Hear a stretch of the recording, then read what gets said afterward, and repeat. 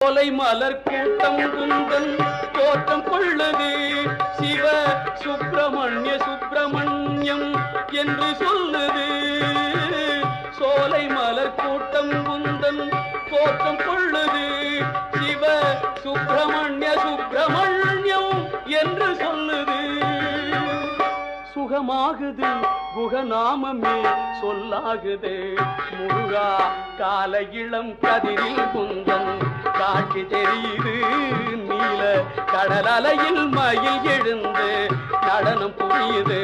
முருகா கால இளம் கதிரில் குந்தன் காட்சி தெரியுது.